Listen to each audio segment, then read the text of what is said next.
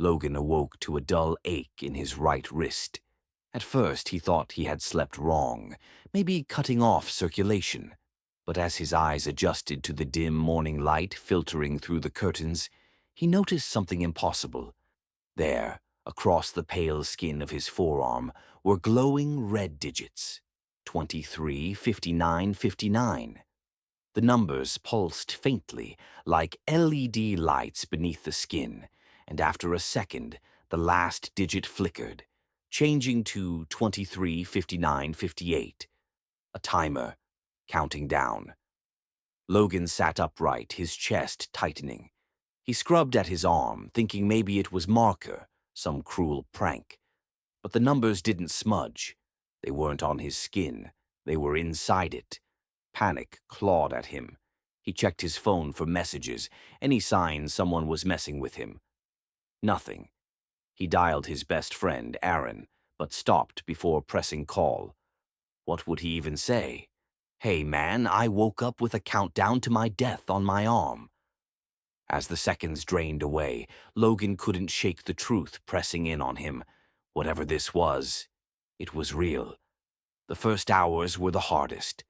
Logan sat in his apartment, staring at the digits like they might offer him an explanation. 2012-44, 2012-43, 2012-42. Each flicker was like a heartbeat, an audible tick only he could feel. By noon, he forced himself outside. Maybe he was dying.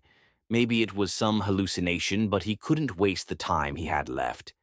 The city looked different that day, sharper, almost cruel. People brushed past him on the sidewalks, faces buried in their phones, oblivious to the fact that he was on a countdown no one else could see. He tried to distract himself, coffee at his favorite cafe, a walk through the park where kids chased pigeons and dogs barked. But the timer followed him everywhere, 15:03:12, 15:03:11, a reminder that his life was slipping away with every breath. When evening came, Logan found himself sitting across from Aaron at a dimly lit bar. He had decided to tell him after all. Aaron laughed at first, then froze when Logan rolled up his sleeve and showed him. The numbers glowed in the low light, undeniable. "Jesus, Logan," Aaron whispered. "What happens when it hits zero?" Logan swallowed hard. "I think I die." They sat in silence, the weight of those words pressing between them. Aaron tried to convince him to go to the hospital, but Logan shook his head. Doctors couldn't fix this.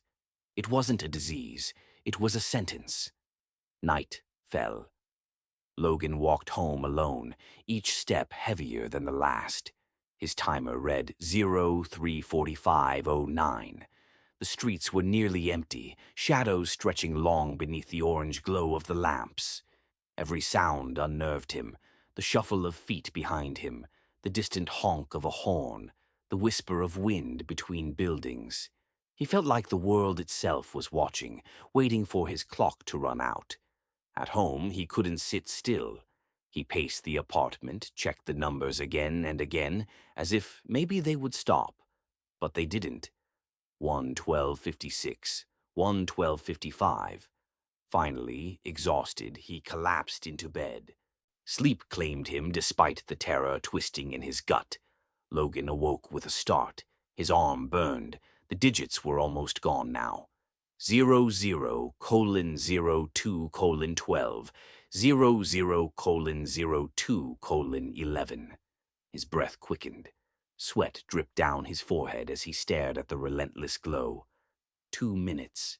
He thought about his family, his childhood, the moments he had wasted scrolling on his phone, the apologies he had never made. His life didn't flash before his eyes, not like in movies.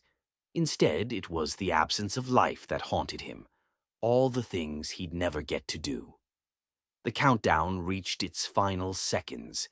0 hours, 0 minutes, 9 seconds. 0 hours, 0 minutes, 8 seconds. 0 hours, 0 minutes, 7 seconds. Logan screamed, pounding his fist against the wall, begging for it to stop. 0 hours, 0 minutes, 3 seconds. 0 hours, 0 minutes, 2 seconds. 0 hours, 0 minutes, 1 second, and then darkness. When Logan opened his eyes again, he was standing in his bedroom, but something was wrong. The air was cold, still, and colorless. His reflection in the mirror across the room didn't move when he did. Instead, it stared back with hollow eyes. On his arm, the numbers had returned. 23, 59, 59. The countdown had restarted. Logan realized with icy clarity, this wasn't the end.